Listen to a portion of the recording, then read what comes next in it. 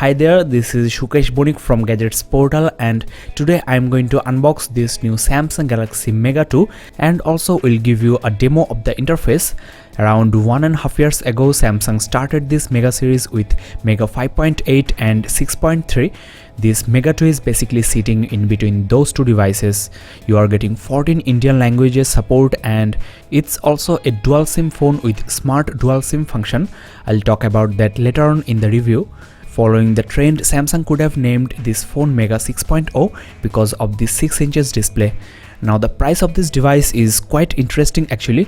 On the box it's 24,300, but the market price is around 20,500 rupees, equivalent to around 335 USD. Here are some quick specs, and there are basically two versions of Mega 2. I have the Cortex A53 1.2 GHz quad-core edition. I will discuss about the specs later on in this review, so let's move on and unbox this device. As you know, this box is made of recycled paper and printed with soy ink.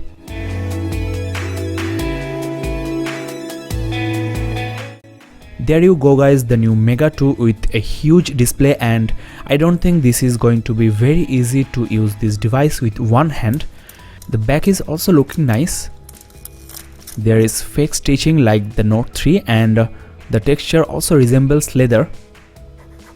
The back cover seems quite sturdy, and the stitching is also giving a premium look to this Mega 2. Though on the Note 4, Samsung actually moved out from this stitching and you get a new rubberized coating. But I still like the plastic texture. This doesn't get fingerprints and scratches. Here is a Galaxy S5, and there is basically no similarity here. The front look is exactly same as any other Samsung Galaxy phone. Before I show you the ports, let me first check the box. This is the user manual made with recycled paper, and this is the headset.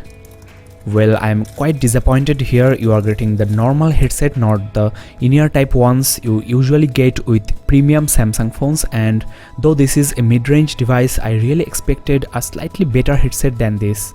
The jack has got gold plating for better sound quality, and this is the remote with a microphone and a push button. This is how Samsung brought down the launching price of this phone to around 20,000 rupees. Here is the battery, which is again huge, and this is basically a 2800 mAh battery which is needed for this huge device. I'll talk about the battery performance in the review, so keep in touch. Next, you get the data cable for charging as well as data syncing, and it's 100 cm long. The charging adapter is also redesigned, and I don't know whether it's the 9V charger I got with the Note 4.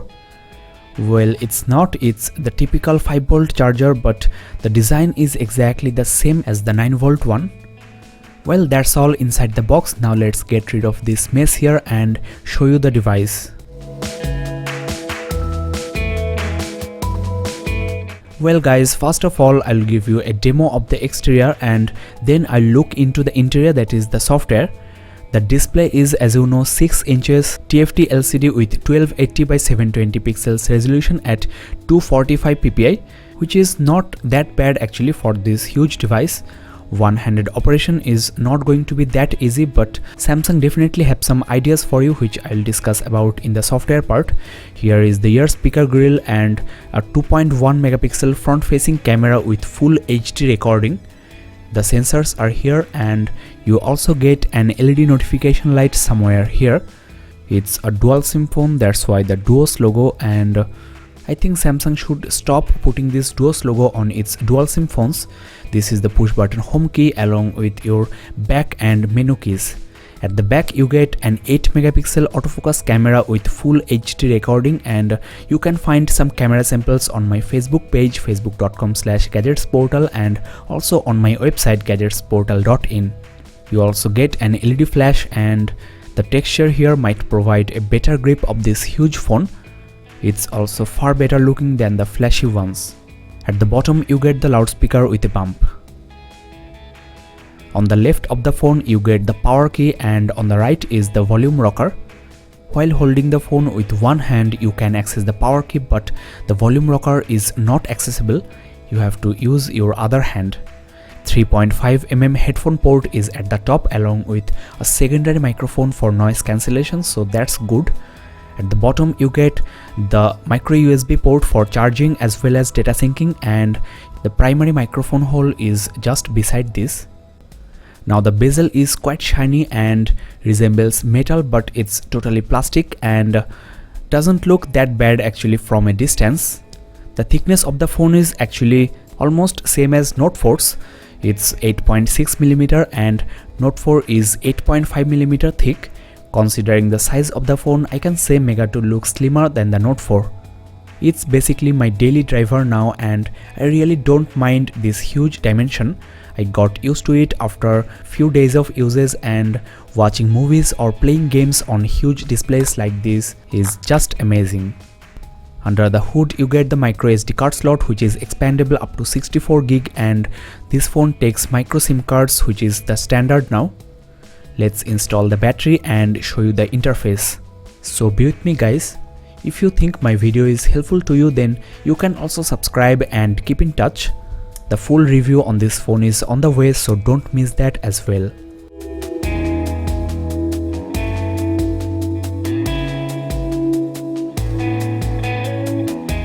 Well guys, the device is ultimately ready and this phone is running on KitKat 4.4.4 with TouchWiz user interface, and you are getting the My Magazine right on the home screen. Now though it's a TFT display, the color reproduction is actually very good. I mean, the saturation level is much higher than normal TFT LCD displays. This is why people like Samsung phones, and the 245 ppi is also looking decent. I can definitely see the pixels, but this is a huge display and you are not supposed to look from this distance.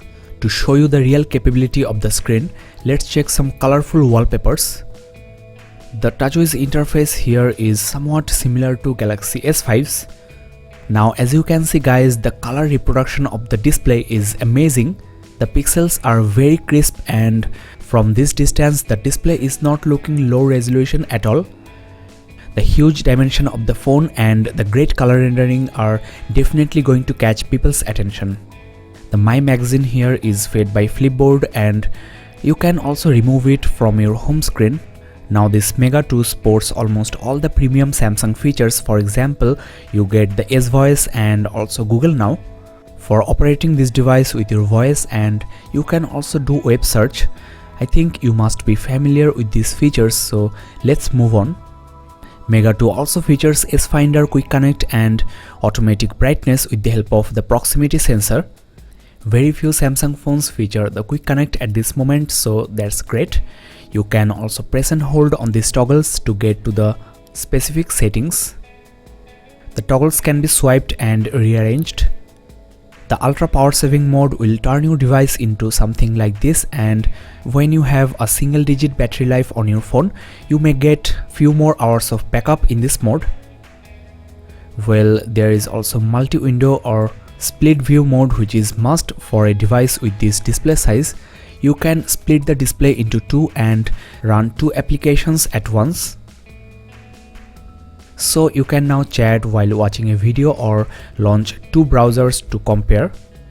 The windows are resizable and you can also move media from one window to another. Just tap and hold and drag and drop. I'll show you a demo of this in the in-depth review.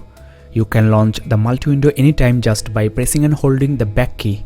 Other smart features include the Smart Stay, that is, with the help of the front-facing camera, the phone can keep the display on until you are looking at it, and the private mode enables you to maintain two profiles simultaneously on this phone. You can isolate your private images and other files with a password in the private mode. Now, as I discussed before, Samsung might have included its one-handed operation feature, though it's not on by default. So let's visit the settings and switch that on. One thing I should also mention here, you can press and hold the multitasking and get the menu options. From here you can disable the My Magazine feature from the home screen as well. The settings menu, the interface, everything looks like exactly same as the interface of Note 3 and S5. The black level is also great. The multicolored LED indicator can notify you of different things, and there are apps on the store that can customize this. You are getting safety assistance toolbox and mobile hotspot, screen mirroring, and of course the one-handed operation I am looking for. Well, Samsung included all the three options of Note 4. Let's first switch on all of these and then I'll discuss about what is this all about. The side key panel brings a floating navigation bar, which is extremely handy for a display with this dimension. You can move it anywhere, and now the keys are just under your thumb. There is no need to stretch your finger, and you can also hide the bar just with a swipe. So this is really great, and the best one-handed feature is this minimized screen. You are getting everything under your thumb, and you can also access the volume rocker, the back home, the multitasking, and even your selected contacts. Your frequently used applications can also be placed there, and now I think one-handed use of this phone should be not an issue. On the dialer you get this one-handed keypad and you can move it to your left or right. You will also find this one-handed feature on the keyboard, on the calculator, and even on the unlock pattern of the lock screen. The keypad is now easily accessible with one hand, and for swipe input you cannot use two fingers. This feature is not on by default, so let's visit the settings, and well, there is also a handwriting pad. Looks like Samsung included almost all the features of Note 3, which is almost double the price of this phone. Though the hardware is not comparable, but the software is basically the same. You are also getting the My Hotkey feature, that is, you can assign some phrases or lines to the numerical keys, and I personally find this very handy. I will give you the demo later. The continuous input I am looking for is actually here, so let's switch it on and check the writing experience on this huge device. Well, I can reach every part of the keyboard with my thumb. There is no problem I am facing, though the device is actually quite heavy. It's 194 grams and I can really feel the weight in my hand. What My Hotkey feature does is, if you press and hold the numerical key, then you will get the phrase right away, so you can input your frequently used phrases like good morning, good night, web addresses, names, and of course punctuation marks, which are not directly available on the keypad. Well, the RAM on this phone is 1.5 GB, and out of the box, that is before installing any application, I am getting around 883 MB used. That means approximately 500 MB free, which should be ample for gaming, and the internal space is quite disappointing. It's only 8 GB for this model, though there is also a 16 GB version for some other countries. Well, only 4.4 GB is user accessible, which is quite low actually for a device like this. Around 272 MB is already used, so you have to basically depend on your microSD card. The game's data can be moved to your SD card, but a residue still remains on the phone memory, and after a few days of usage your phone memory will get full. Let's quickly check the loudspeaker, because a lot of you people are getting this phone for playing games and watching movies.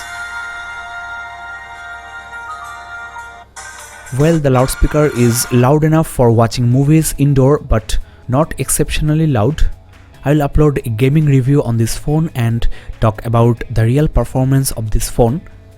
Kids mode basically locks your phone with a very beautiful interface, and your kids will love it, but you have to basically download it, and it's around 90 MB only. Overall, the interface seems quite fast. There is not a single hiccup I have experienced throughout this review. Let me also show you the camera interface, and the rear camera is of 8 megapixel as you know.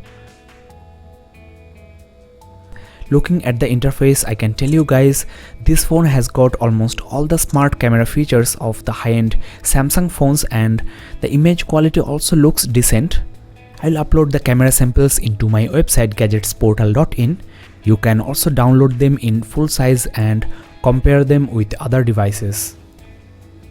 Well guys, we are almost at the end of this review, and the new Samsung Galaxy Mega 2 really impressed me.